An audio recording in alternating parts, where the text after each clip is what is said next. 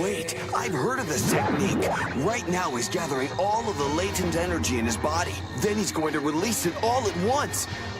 But I've never seen it in action before.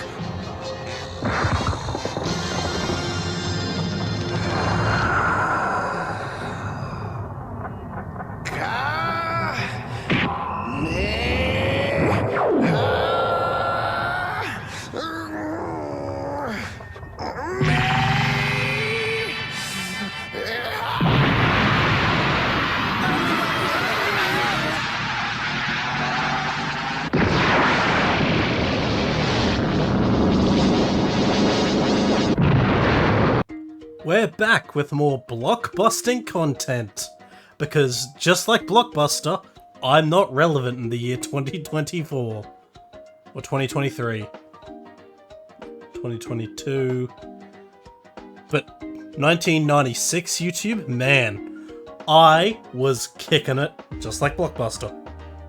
But we're back with another monotype run. We're doing fire types in Gen 5. In Pokemon White 2.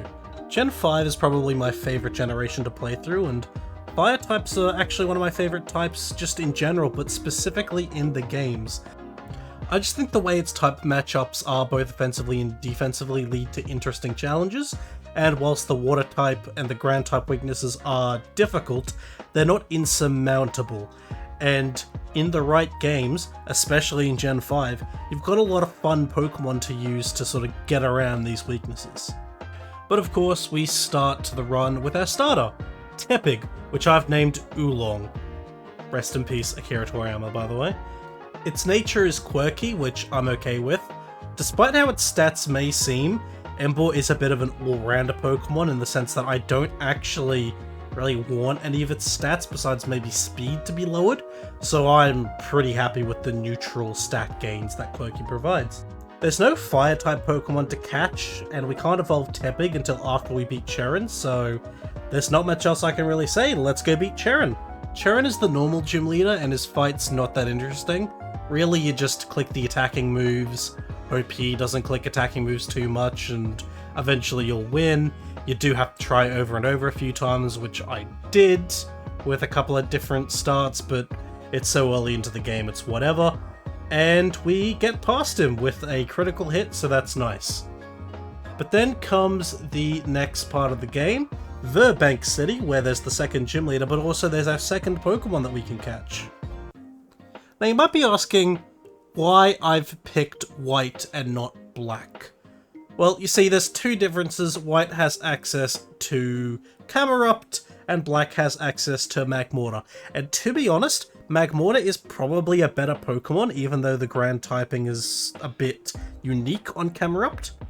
Because you see, Magmortar has access to Thunderbolt, which is pretty cool, and it's just got an outrageously high special attack stat. It can nuke anything, and it's not that slow too, so it'll actually do a lot of stuff in this run. But you can only get the Magmortar Magma line in one place, and that's in the Verbank Complex, which is also the only place where you can get Growlithe, and Arcanine is a much better Pokemon than Magby. So that's why we've chosen white, because we needed to absolutely assure that we were going to get Growlithe. And we got a Growlithe.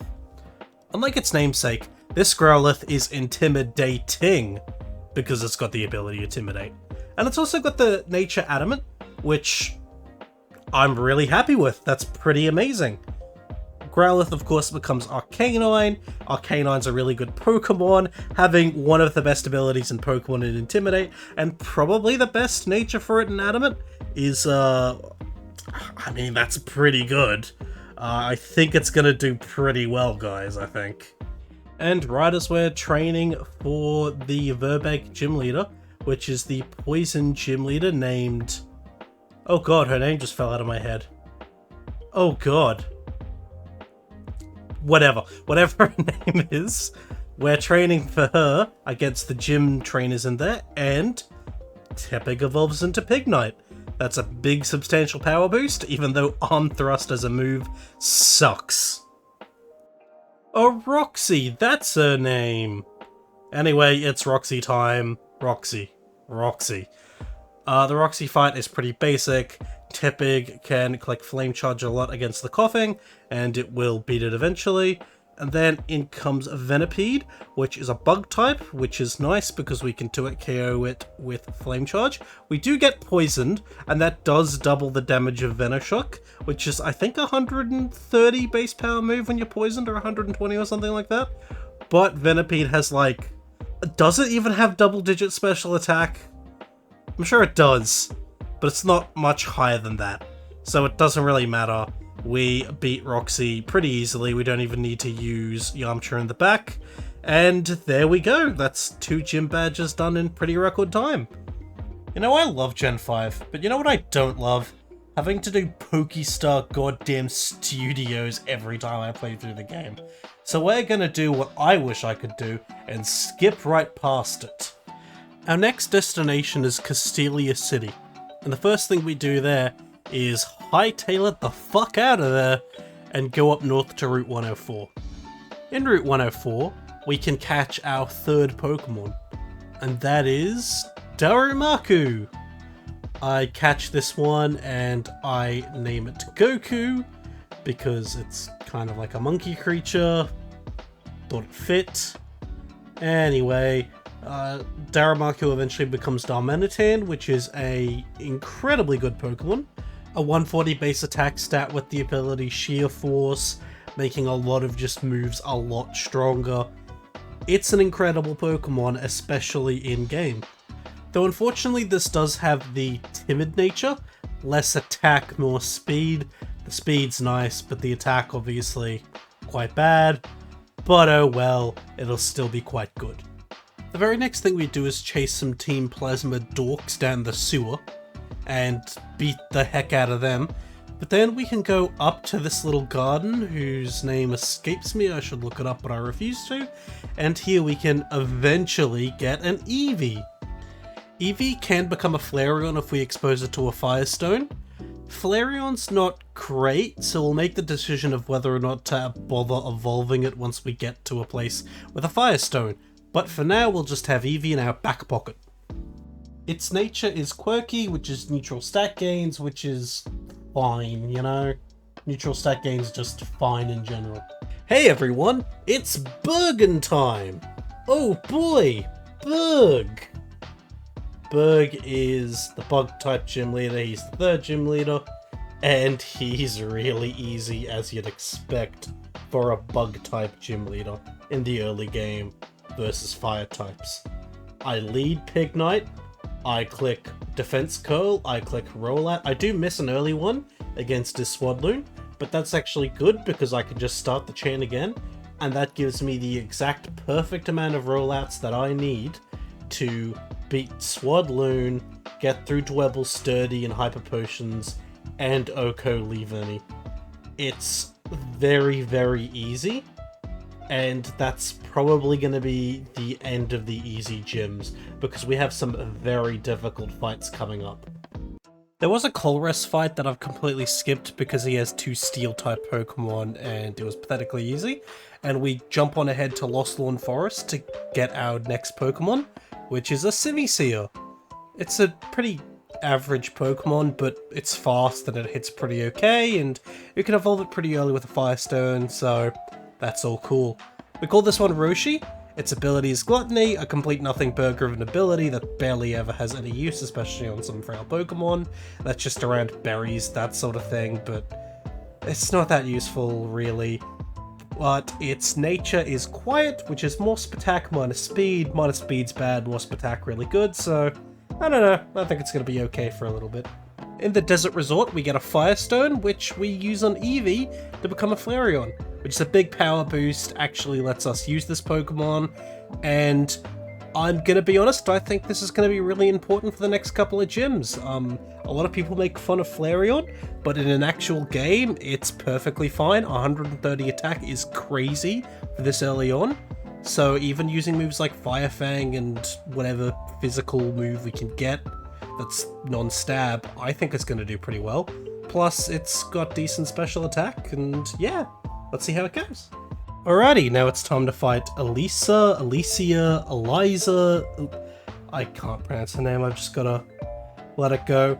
Anyway, you can see me giving some items like the leftovers to Flareon, some cherry berries to some Pokemon. She's actually a pretty tough gym leader. And I think I'm going to have to rely on rollout strats to beat her. Now, rollout strats are very risky. I didn't really talk about it in the previous two ones because the gym leaders weren't hard, but the fact of the matter is I can get really wrecked here. I do Defense Curl. That Emolga, by the way, doesn't have any flying moves, so it's fine. A Defense Curl, rollout, doesn't do that much damage. Flaffy hits with Thunder Wave. I think Thunder Wave actually has 100% accuracy this generation, it's kind of crazy.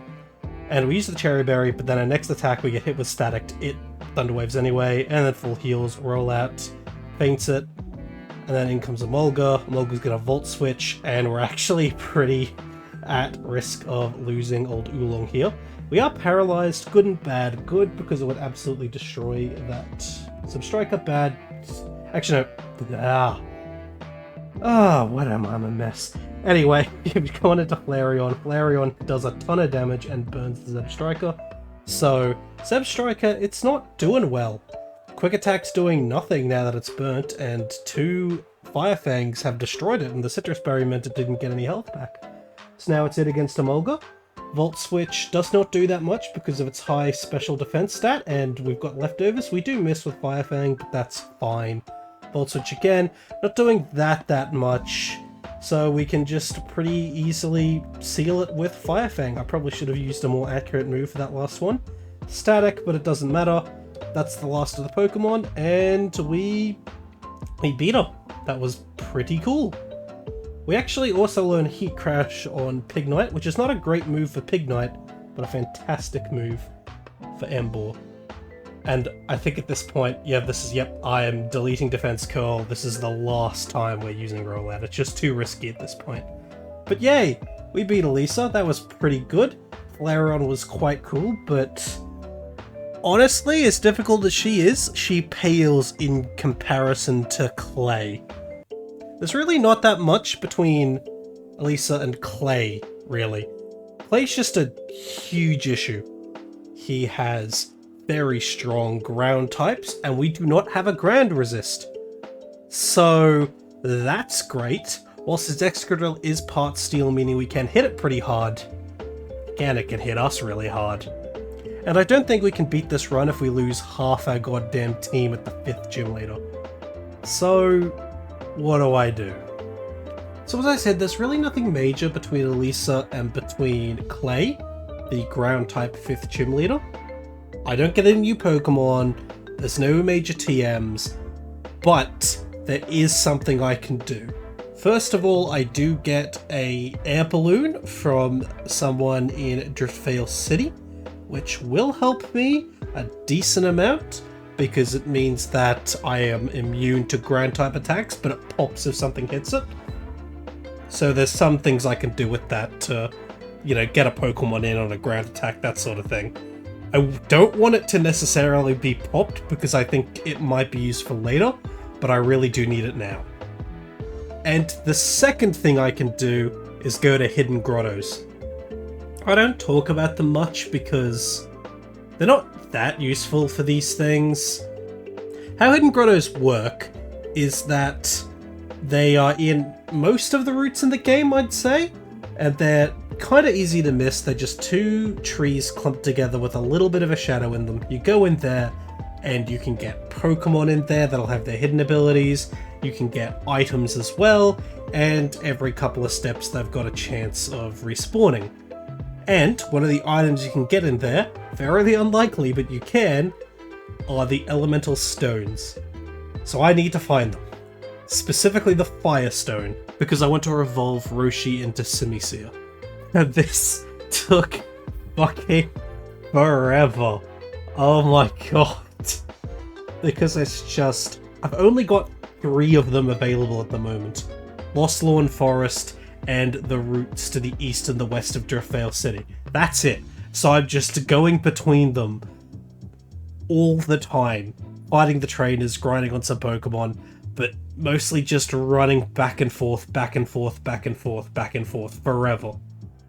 And it takes a while, but I do eventually get a Firestone and evolve Roshi.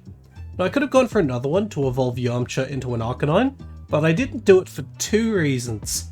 One, I kinda wanted to hold off and get some more moves before I turned it into Arcanine, but secondly, fuck that. Fuck doing this any more than I need to. If I lose, I lose, it's whatever. Jesus. This is the worst grind I've done. Like, this is by far and away the worst grind I've had to do for one of these. Like, it's not even close. It was mind-numbing. Whilst evolving has definitely made Roshi a much better Pokemon, it's going to hit a lot harder now. It's got a lot of special attack now, and with a special attack boosting nature, it will hit like a truck. But our problem isn't doing damage. Our problem is living attacks, and it's still a pretty frail Pokemon. Like, it might live a Bulldoze now, maybe. So, that's good. But it really hasn't tipped things in our favor at all. We are still going to have to play this gym incredibly intelligently if we want to win. Like, at this point, I genuinely don't know if I can beat it. You can look at how much time I've got left on this video. You clever clogs know if I win or not. But I don't. I'm genuinely terrified. This is going to be one of the hardest fights I think I've ever had to do in this series. It's probably going to be about as difficult as Cyrus. Honestly, maybe more. You can see here I'm putting the air balloon on Yamcha, and I'm giving Oolong the EV light. This is important. And you can also see the magic of emulating Gen 5 games right there. But the reason these items are important is because we need to basically take advantage of the Gen 5 AI. The Gen 5 AI is good, but it can be predictable at times. But honestly, this is still going to be tough. Against Clay, we lead Yamcha, and they go into Kakarot. As I think I said, I really did not want to evolve Yamcha here, because I wanted to keep it as a Growler so it could learn moves. So I'm being a bit more risky, but in hindsight, maybe I should have evolved it. Anyway, we trade Intimidates, but because I know that this Kakarot only has ground and dark moves, it is either going to use a dark move to break the air balloon because it knows it can't hit it with a ground move, or it's going to status me like it did. So I can free switch it to Oolong, then go back into Yamcha and get an Intimidate. And it's either going to status me, or it's going to Sand Tomb me, or Bulldoze me, because it also has that. But with that, it's now at -2, and I can go back into Oolong, except I don't, because for some reason I go into Roshi.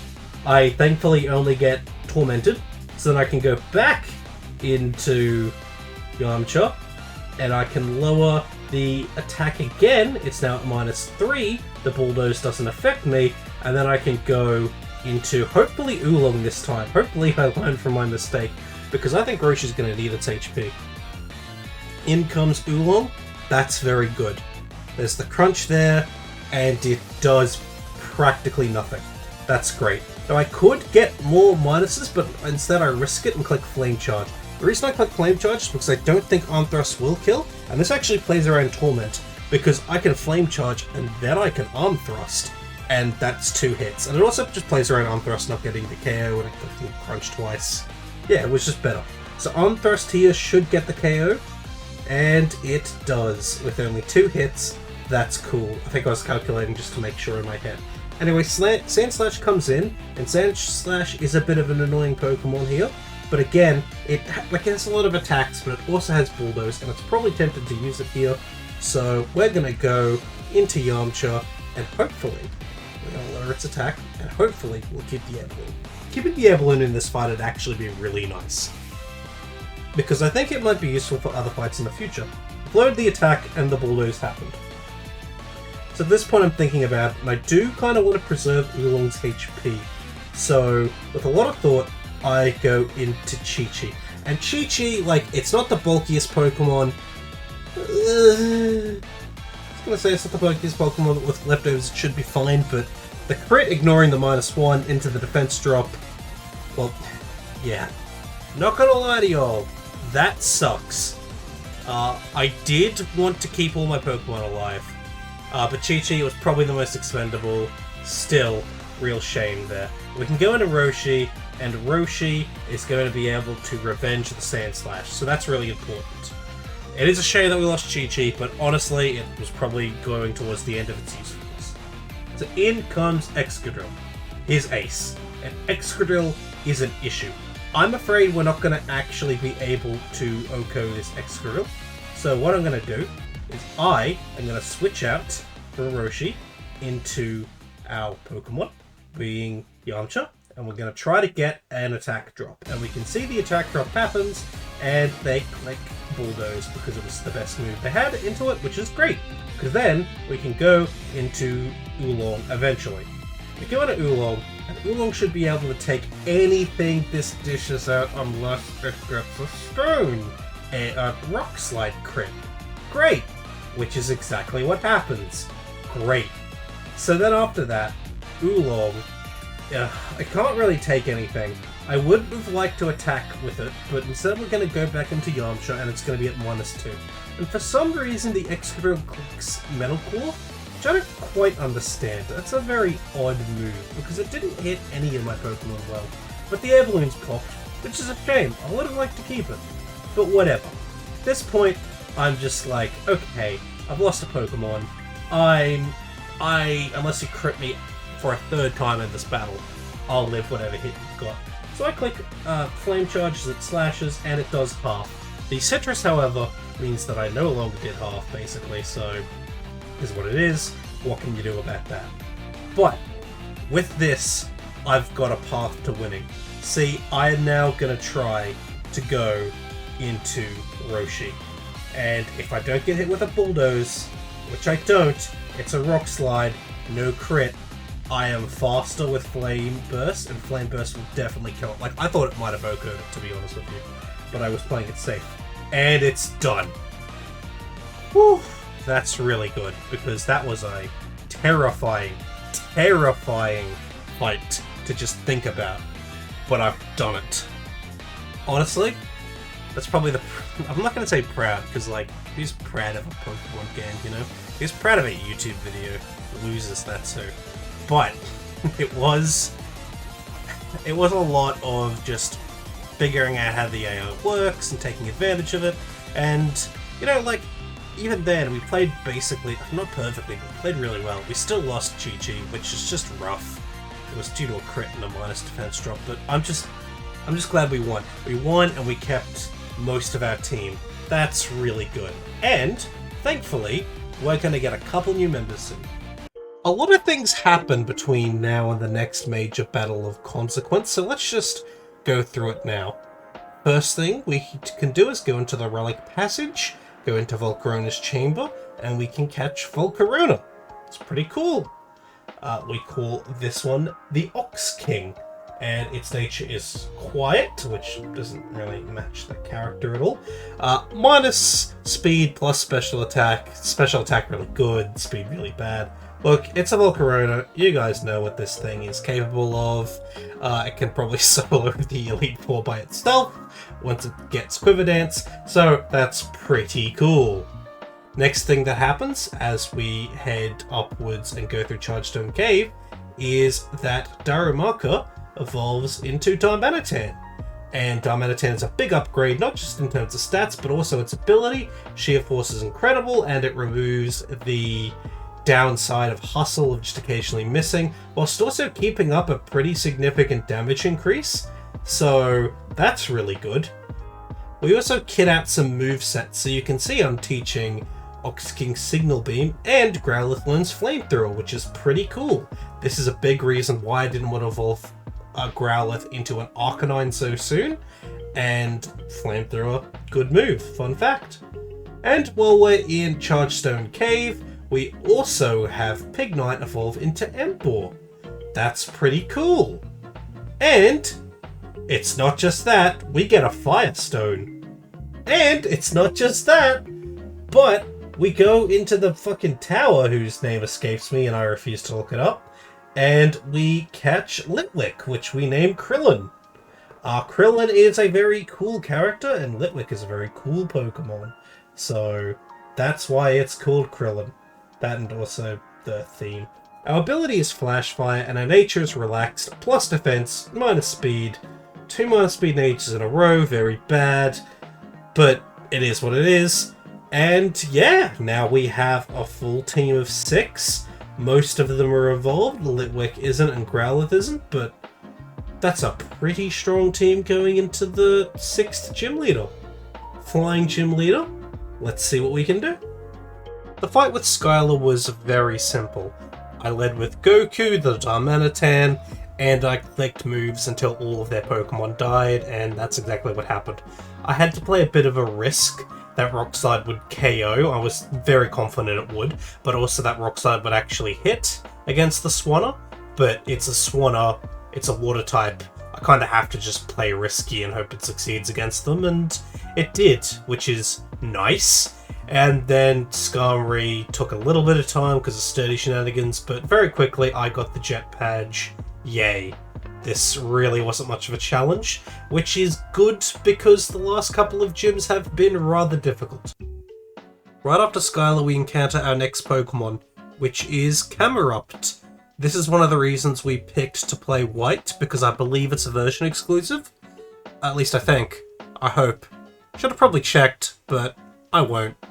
This Camerupt we get, I named Turtle, and its nature is Brave minus Speed plus Attack. That's fine. This thing has awful speed anyway, so it's whatever. And it has Magma Armor, which is a shame, because Solid Rock is actually a pretty good ability, reducing the super effective hits it takes by half? No, not by half. Is it by half? I don't remember. It just makes super effective damage not be as bad. So that's pretty good. Granted, it's given its unique typing, it doesn't really affect that many types, but still, something that can take Earthquakes a little bit better would have been cool. However, this Pokemon can take rock moves as it's neutral to it, just like Emboar is, which, you know, maybe that's good. I'm not sure I'm actually going to use it, but at this point, more Pokemon is good, right? I put Turtle in the party over Roshi, and as we're going through Twist Mountain, we are getting our Pokemon leveled up, and Litwick Krillin evolves into Lampent, which is pretty cool. And then I immediately use the Dusk Stone to evolve it into Chandelure, mostly because I don't think any of Lampent's remaining level up moves are that good, and we're going to need the power boost as soon as possible, because after Reversal Mountain is Undella Town, and in Undella Town it's the first really...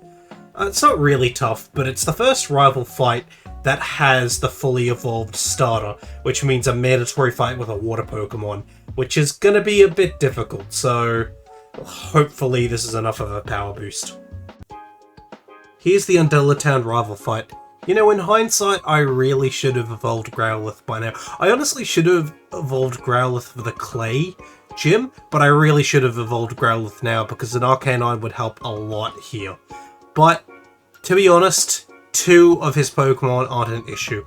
Unpheasant is Rock Slided and taken out, and after a lot of deliberation, I realized that Aqua Jet is the only move that the Samurott has, which is really good, and something I probably should have known before this fight. We did miss a Rock Slide with Darmanitan, but we can just sort of switch around Pokemon, which is nice. We switch into Chandelure, that's not a 2-hit KO, so we can Energy Ball to do a lot of damage. We will die to another Aqua Jet, so we have to not risk it. We go into Growlithe, get the Intimidate down, and we can start crunching. A defense drop happens, which is very nice, and then we can go into Emboar eventually. And whilst a lot of our Pokemon are beat up, his last Pokemon is the, oh my god, what is it called? Simisage, a grass type. So whatever Pokemon we have left, we'll probably be able to beat it. We take an Aqua Jet at -1 very well because Emboar has a lot of HP, and we Hammer Arm to finish off the Samurott. I don't know if the -1 defense helped that HP point, but it probably did. And then we can just Heat Crash the Simisage, and bam! There we go. I believe we have one more mandatory rival fight in the game, and that is a lot harder than this because the Samurott actually has, you know, moves that are good.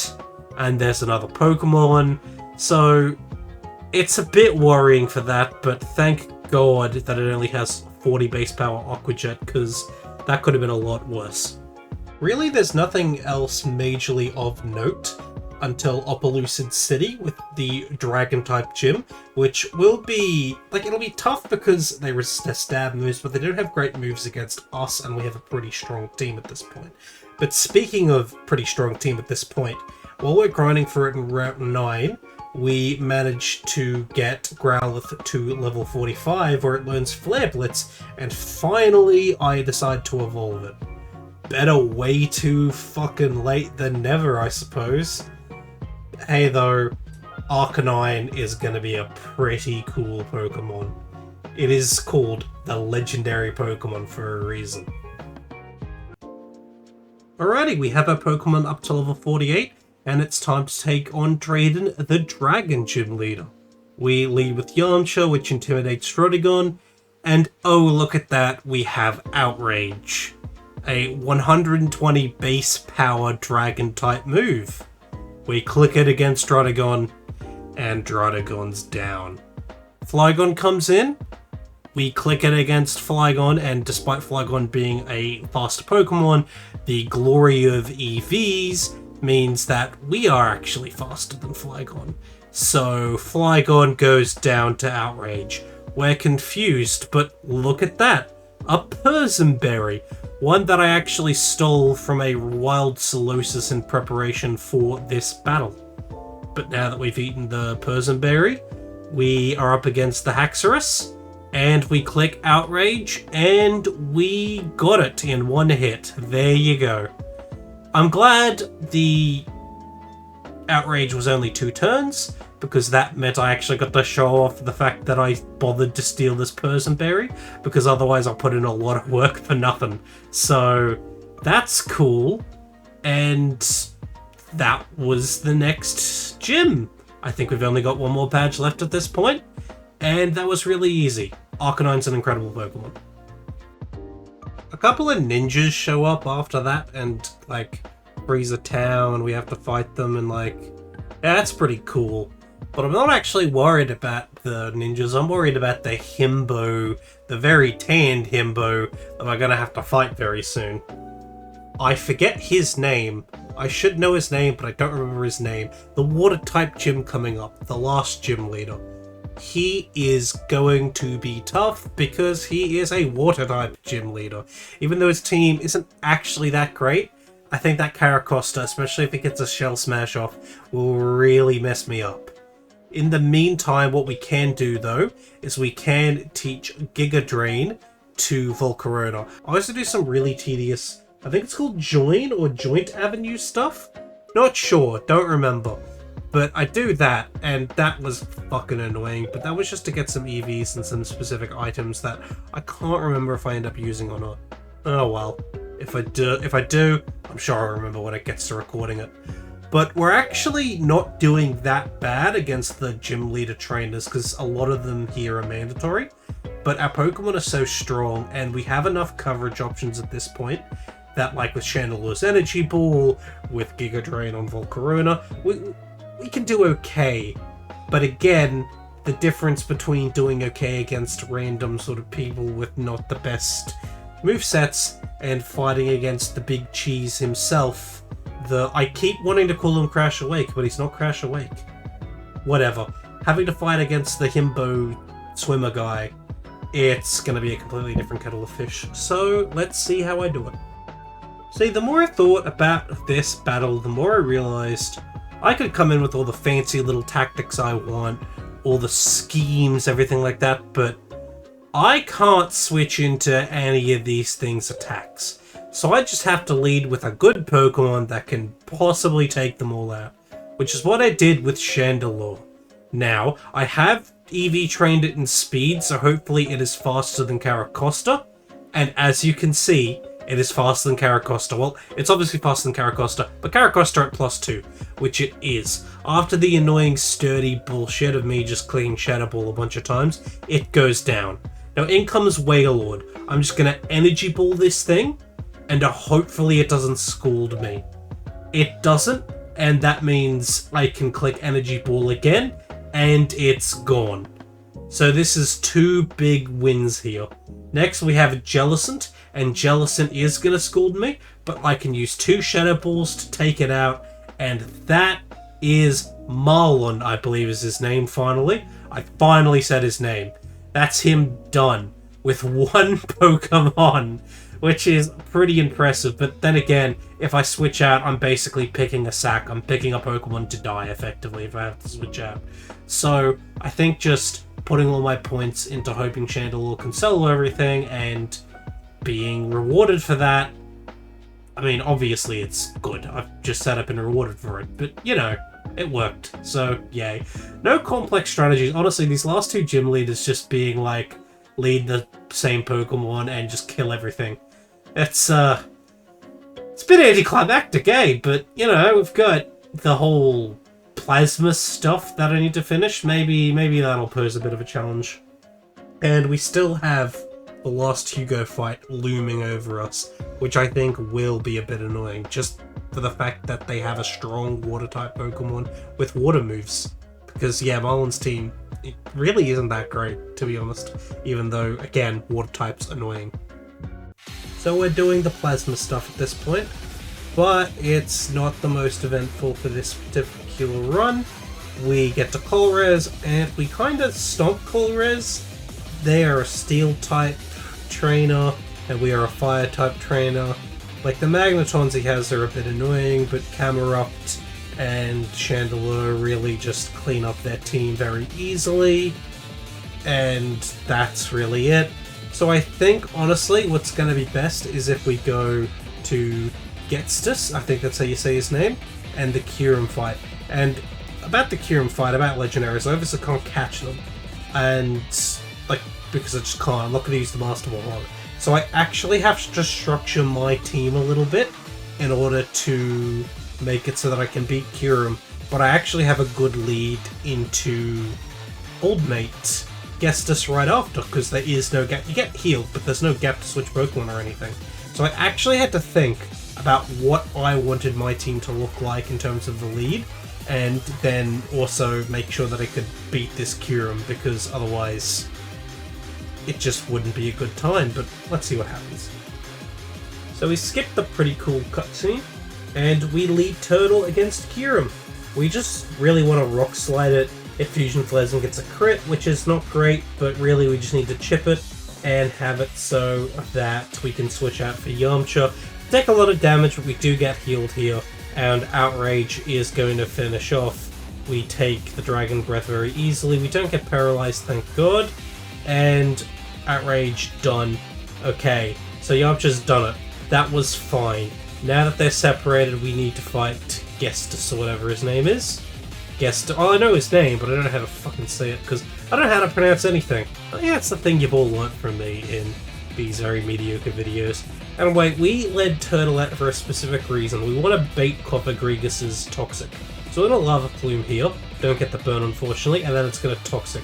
So Cofagrigus loves to Toxic Protect Stall, so we're actually going to switch out into Chandelure. Chandelure we want to preserve health on, so we don't want it to get Toxic, and I don't know if it OHKO'd Cofagrigus or Shadow Ball, but it definitely does now. It's going to Protect Stall a little bit, but we can just Shadow Ball, and down goes the Cofagrigus. Good job, Krillin. Krillin's really been carrying the team recently. Seismitoad comes in, which we expected, but an Energy Ball puts short work to it. That's very good so far. Next is Drapion, and this thing is going to Night Slash me into Oblivion, so I need to switch out into something, and that something is obviously my Night Slash Persist Oolong. Maybe going into Arcanine would have been smart, but it does so little with Night Slash, we can just Flamethrower. Now it does have Earthquake, which is bad, and that is a lot of damage, which is maybe why Arcanine would have been better to help us pivot around Drapion. But then, again, we'd have to pivot into Earthquake, so look, who knows. This isn't an easy solution, but I think I'm going to go into Ox King. This is a bit risky, but I should be faster than it. It shouldn't kill with an Earthquake, even a crit Earthquake. And okay, yeah, it wouldn't with a crit Earthquake, but we're slower, which is awkward. See, the problem with some of these monotype runs is you have to just take risks, like just sort of risk the crit. Now in comes Hydreigon, and this Hydreigon's fucking terrifying. So we're going to switch into Ox King, and we're just going to have to Outrage it. Rock Slide does a lot. That's rough. But we're going to live 2, so we can Outrage, and we do, and Hydreigon's gone. which is huge. Oh, that's really good. Now, we're gonna hope we only have a 2-turn outrage against the Sea Electros, which we do, thank God. The thing is, right, that Hydreigon is a menace, and such a menace that I was willing to just, like, throw away a Pokemon for it. So, I am very, very glad that we managed to, you know, lose no Pokemon here. We can go into Turtle, Electros, Thunderbolt, but, like, this game's over. Like, I just need to not be an idiot. Lava Plume kills it, and in comes Toxicroak. Honestly, in hindsight, I shouldn't have risked this, but I think I ended up just risking it anyway. That's stupid. If I got crit, I could, like, lose a Pokemon here, but Earthquake the Toxicroak, it's gone. And that was the Gestus fight, and it was actually pretty difficult, pretty risky. If we had a 3-turn outrage, we would have 100% lost Arcanine. Actually, would we have? No, we wouldn't have. Oh, we might have. Wait, no. What would we have killed? We might have killed an Electro. I don't know. I'm just glad we didn't lose anyone. Because I really thought that Hydreigon was going to cause us to force sacks, because it is a menace. But Team Plasma's defeated. I think we have all of the badges. Yes, we do. You just mentioned it. So we're going to go to the Pokemon League. And the Pokemon League will be fun. But there is a pit stop before the Pokemon League, which you'll see. See, our entire run is about to completely change in terms of how strong our team is. Because N gives us the HM Waterfall, which allows us to access the Abundant Shrine. Now, I haven't really talked about it in this run, but there are hidden grottos. Sometimes they can have items in them, you know, sometimes they can have Pokemon in them, and those Pokemon have their hidden abilities. A Pokemon you can get in the Abundant Shrine with its hidden ability is Vulpix, whose hidden ability is Drought, which automatically sets the sun when it switches in. And that is permanent in Gen 5. Now, Drought is a game changer, because not only does it make fire attacks stronger, it makes water attacks weaker. So this Vulpix, which is going to become a Ninetales, and Ninetales isn't the greatest Pokemon, but anything that sets stress, like I would take like a Spinder that sets Drought, like a Pokemon with Spinder stats that sets Drought. That would be great on this team. So yeah, it's going to be really strong.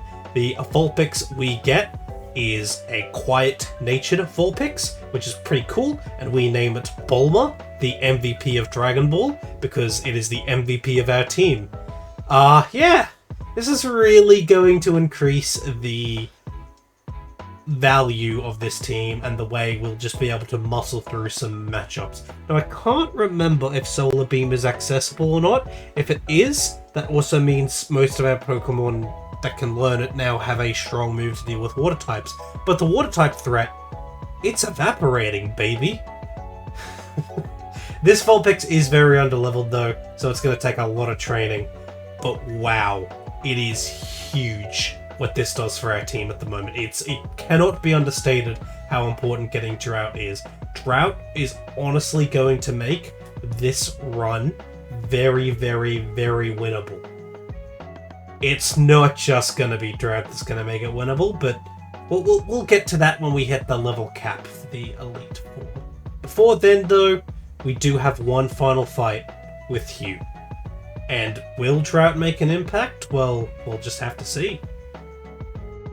It's time. The Victory Road. The Lonely Road. The only road I've ever known. And in Victory Road, this lonely road, there's Hugh. We lead Bulma against their own Pheasant just to set the sun. We flamethrower, but because we're quiet nature minus speed, we've got a lot of minus speed natures here. We're slower and we hit ourselves in confusion. I don't want to go through this crap, so I go into Yamcha, get an Intimidate off, so Facade does a lot less damage, which is cool. And I click Thunder Fang. Now, I definitely should have Flare Blitz there. I definitely should have. I think I just wanted to preserve some health on Yamcha and thought it would kill it, but it doesn't, and we get swaggered. I'm not messing with this, so I go out into Goku, and they use a Max Potion on it. So Fire Punch, Sheer Force Boost in the sun, it's going to kill it, and it does. That's very good. Boufflant comes in, and I predict Fire Punch is just going to OHKO it. It doesn't, but Earthquake doesn't kill us either. So we can just Fire Punch, and that's cool. then in comes Samurott. And this Samurott actually has moves. It's got Surf. And without Sun, this wouldn't be switchinable to. But this is now very easily switchinable to. And we can bring in Ox King to take the Surf, and we Giga Drain just to heal a bunch of health back. Revenge for some reason. I don't know why that was clicked. I don't think it did more damage than Surf. And now Samurott is burnt, but it didn't matter anyway. Down goes Samurott.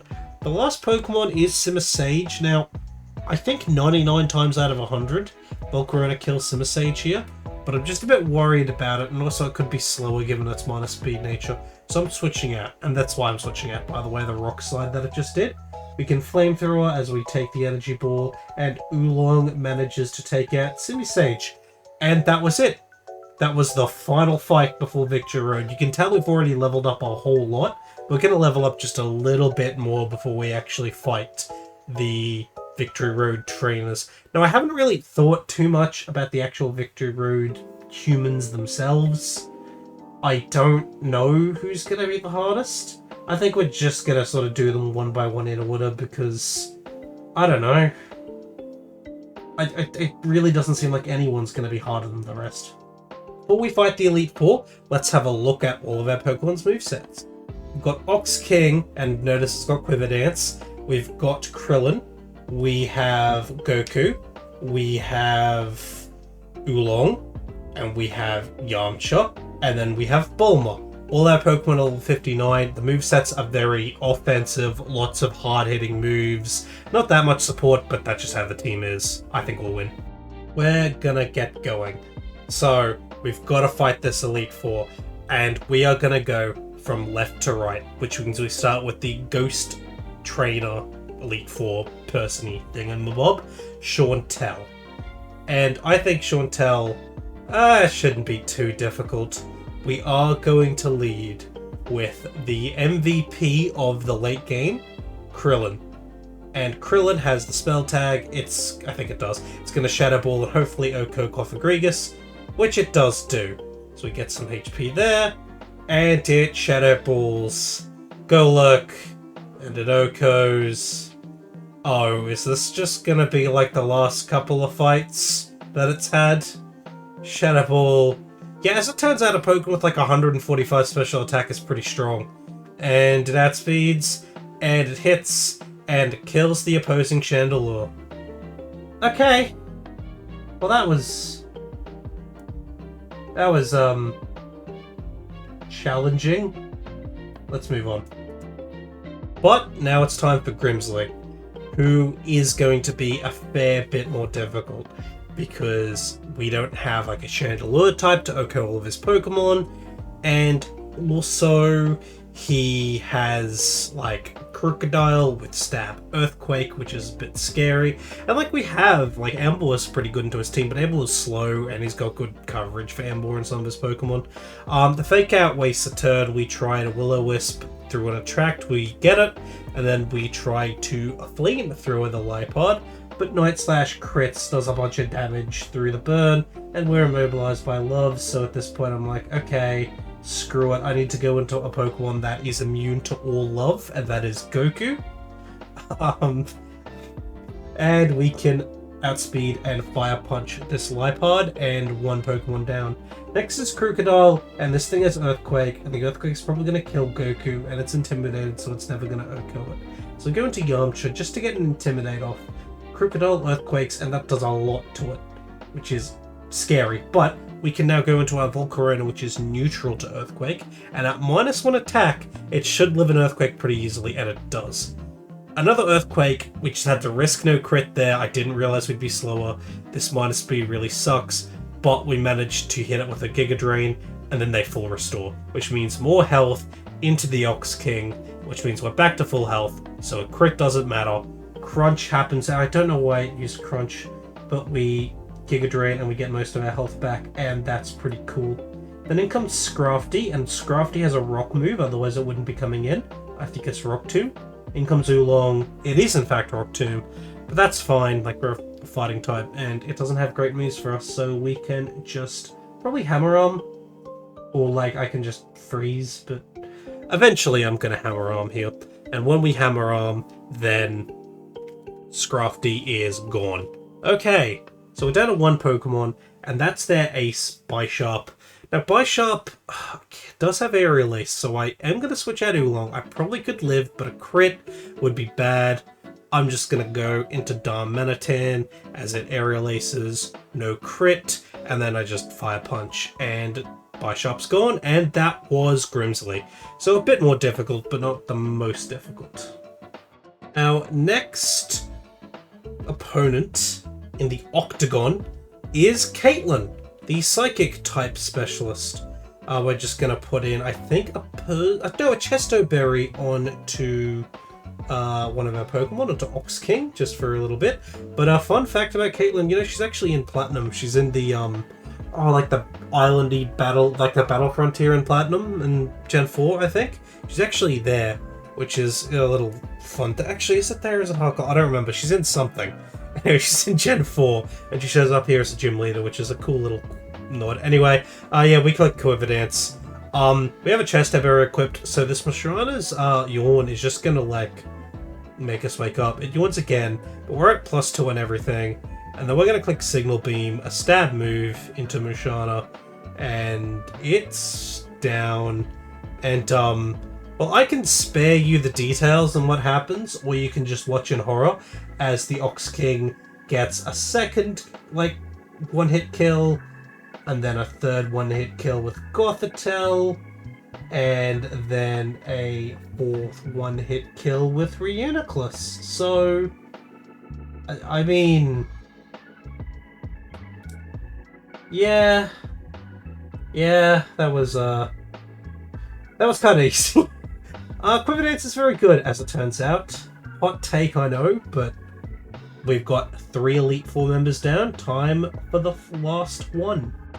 We have the last Elite Four member, Marshall. Marshall might actually be the hardest. All of his Pokemon are quite strong and quite powerful. Like Thross, Sork, Mienshao is pretty fast. A lot of them have rock moves and just sort of coverage that's good into my team. So we'll see. We have to lead with Drought just because I want damage, and I will lose the Throb because I don't believe it has Guts. That Rock Tomb, as I said, Rock Tomb's pretty good, and that's a lot of damage from a Rock Tomb. So, I'm gonna go into Oolong as the only Pokemon that can take a Rock Tomb and not immediately die. But then he just fucking clicks Bulldoze. That cheeky little shit. If I hadn't burnt this thing, it would destroy me. And a Storm Through crit, I mean it always crits. But down goes Throh, and we've got an Oolong at 43 HP. So you know the Pokemon that can actually take some of these moves well? Well, we don't have it anymore. We go to Yamcha. Yamcha intimidates, and there's a bounce from Mean Fu, which is, like, fine. I just kind of... I don't know. I go into Goku, I think because I got the minus attack that... Oh, but that was a risk I shouldn't have done, because the paralysis... Well, why did I do that? We managed to take out Mienshao, and it's two Pokemon down, but we've got to paralyze Goku up against the Conkeldurr, which is a fucking menace. This thing is insane. Stone Edge. That's at -1, by the way. That's at -1. So yeah, that's rough. At this point, I don't know what to do. Stone Edge is going to kill my 2 full health guys, probably. And so, I think with a heavy heart, I make a terrible, sad decision. I switch in Oolong. This is a really bad decision, I didn't want to do it. This is our starter. Oolong was there from the start, but we needed a switch in, desperately. And even with that switch, I don't know if we'll win. Go into Krillin, and hopefully Flamethrower can Oko, or we can live a Stone Edge at -1, and Flamethrower Okos. Maybe we could have lived a Stone Edge at -1, but I don't think it was worth the risk, because if we lost Krillin, then it was over. We get Sork down to low. That was a crit Rock Slide. It's a full restore, but at this point we're just doing sturdy crap. And there's a burn, and we get to avoid doing any more sturdy crap. And it is with a heavy heart that we beat Marshall. I knew he'd be the hardest, just because his team was really hard to maneuver around with all of that coverage, but... God, it sucks to lose Oolong. That's a shame. Only one more battle left to the champion, but we've lost our starter. I don't know how useful Oolong would be in that champion battle, but like, God, that's just rude. Oh well, we'll just have to make do. But it's time to fight the champion. We can lament what we've lost, who we've lost, or we can kick Iris's ass with what we have. I really hope we can do this for Oolong. But it's 5-on-5. Flames versus Iris. They lead with Hydreigon, and we lead with the Ox King, because we're gonna try to scam this from the start. Surf does a lot of damage, but we can Quiver Dance. We're at +1 on everything. We'll probably live another Surf, so we can Quiver Dance again to get the +2. Well, we'll definitely live another Surf as long as there's no crit. There we fucking go. And we're gonna Signal Beam, and down goes Hydreigon. That crit did not matter. We have given Ox King the leftovers that Oolong held so dearly for so long, as it powers us through, and we do a Signal Beam to kill Druddigon. In comes Archeops. We're going to, I think, Giga Drain here, and hopefully we take it out. We do.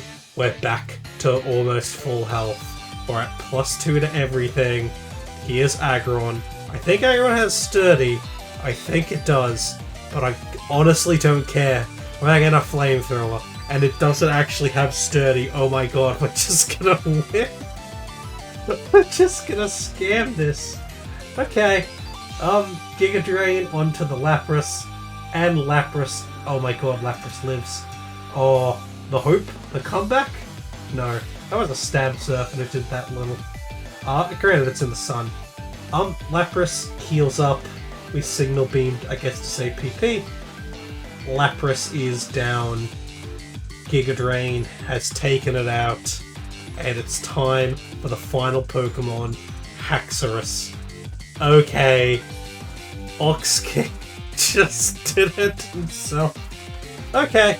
Okay, well, oh. Wow, it lived. Holy crap, it lived. Oh my god. But, okay, a second Signal Beam takes it out, it's fine. Okay! So, Iris has been defeated with just one Pokemon. It's weird, a lot of our final battles just turned into one Pokemon sweeping. And yeah, getting, anybody who's played this game knows that getting Quiver Dance is a big cheat code. It really does allow you to cheese some of these fights, as you saw with Caitlyn and Iris. But that was the run. I have now done the Fire, Water, and Grass trio of Gen 3, Gen 4, Gen 5. That has been really cool. This one took a long time to do. I think you guys probably noticed it. See, to date this production, I started it right on sort of the announcement of Toriyama's death. That's how long this goddamn episode took for me to make.